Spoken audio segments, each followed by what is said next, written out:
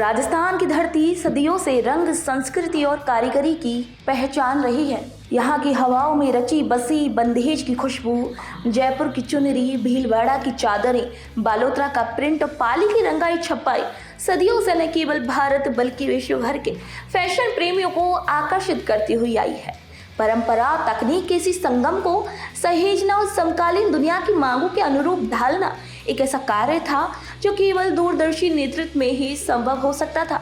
तो राजस्थान को उस दिशा में आगे ले जाने का बीड़ा उठाया है मुख्यमंत्री श्री भजनलाल शर्मा ने, जिन्होंने अपने कुशल, संवेदनशील और निर्णायक नेतृत्व में राजस्थान टेक्सटाइल एवं अपीयरल पॉलिसी 2025 की नींव रखी।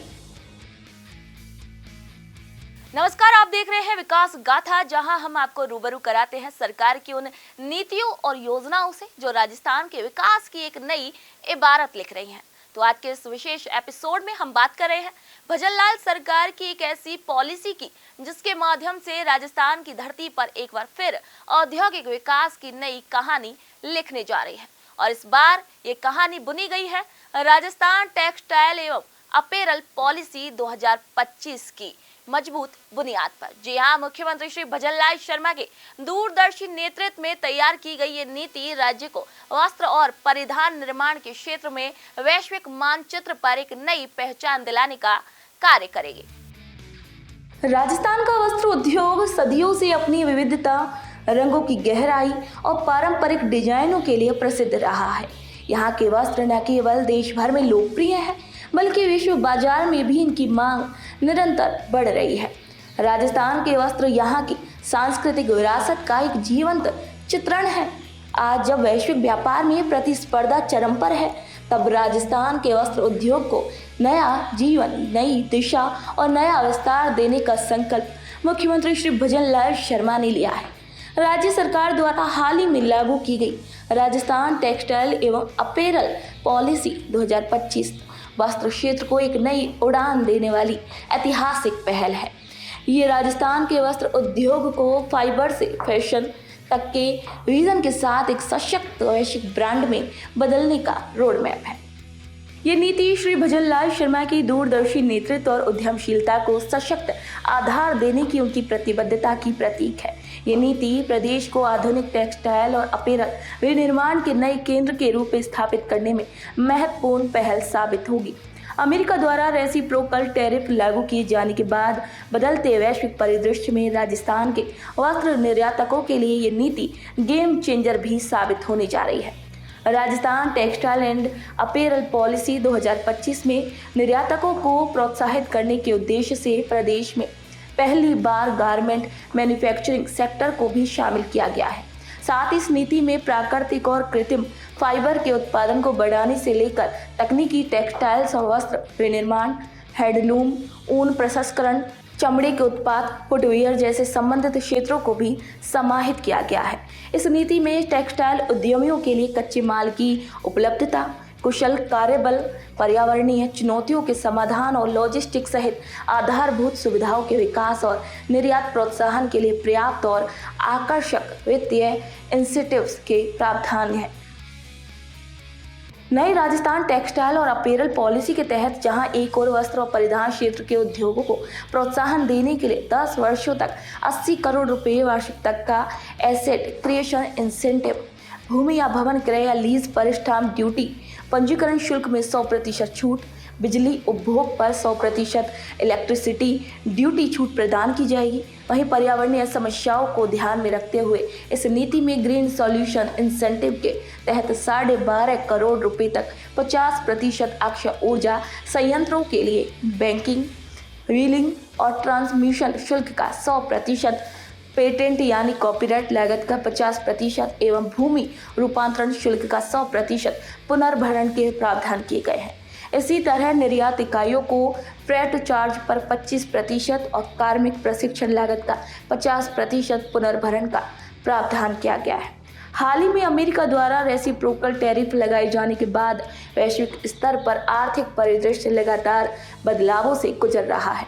भारतीय कपड़ा आयात पर लगभग 27% पारस्परिक टैरिफ अमेरिका द्वारा लगाया गया है, जो इस क्षेत्र में प्रतिस्पर्धी देशों जैसे बांग्लादेश, वियतनाम, कंबोडिया, पाकिस्तान और चीन की तुलना में कम है।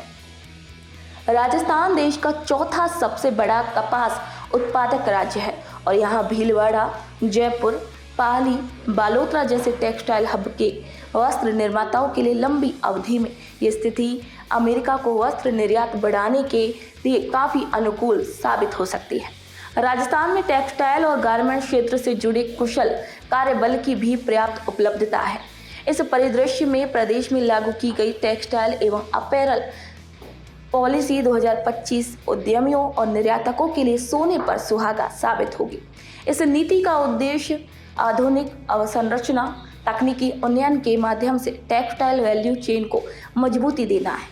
नीति के अंतर्गत समावेशी विकास पर विशेष ध्यान देते हुए इस क्षेत्र में 10,000 करोड़ रुपए के निवेश, 2 लाख रोजगार के सृजन पर भी जोर दिया गया है। इस नीति के माध्यम से 5 नए टेक्सटाइल पार्क विकसित करने के साथ ही नई और विस्तारित हो रही परिधान निर्माण इकाइयों को भी सहायता दी जाएगी। नई राजस्थान टेक्सटाइल एवं अपैरल पॉलिसी के तहत जहां एक और वस्त्र और परिधान क्षेत्र के उद्योगों को प्रोत्साहन देने के लिए 10 वर्षों तक 80 करोड़ रुपए वार्षिक तक का पैसेट क्रिएशन इंसेंटिव, भूमि भवन क्रय या लीज पर स्टाम्प ड्यूटी तथा पंजीकरण शुल्क में 100% छूट, बिजली उपभोग पर 100% इलेक्ट्रिसिटी ड्यूटी छूट प्रदान की जाएगी।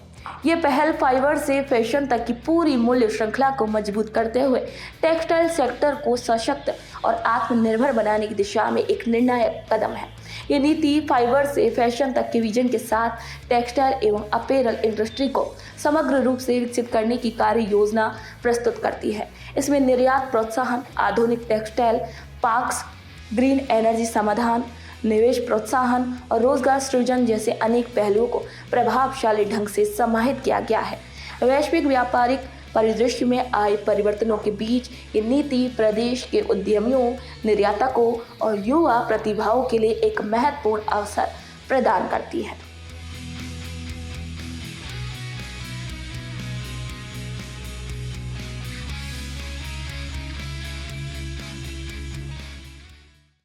राजस्थान टेक्सटाइल एवं अपैरल पॉलिसी 2025 एक नीति से कई बढ़कर है। ये नवचेतना है जो राजस्थान को नए औद्योगिक युग की ओर अग्रसर कर रही है। श्री भजनलाल शर्मा की नेतृत्व क्षमता, दूरदर्शिता और जन कल्याण के प्रति अटूट निष्ठा ने इस नीति को एक आंदोलन का रूप दे दिया है। ये नीति प्रदेश में टेक्सटाइल एंड अपैरल क्षेत्र के सतत और समग्र विकास के साथ साथ इस क्षेत्र में रोजगार सृजन, कौशल विकास, नवाचार, उत्पादकता और निर्यात को बढ़ावा देगी। वहीं दूसरी ओर इससे वैश्विक स्तर पर स्थानीय वस्त्र उत्पादकों की भी दक्षता और विश्वसनीयता में वृद्धि के साथ ही प्रदेश में परिधान उद्योग के एक नए दौर की शुरुआत होगी। तो विकास गाथा के इस एपिसोड में बस इतना ही। अगले एपिसोड में फिर आपसे मुलाकात होगी एक नई विकास यात्रा के साथ। तो तब तक के लिए नमस्कार।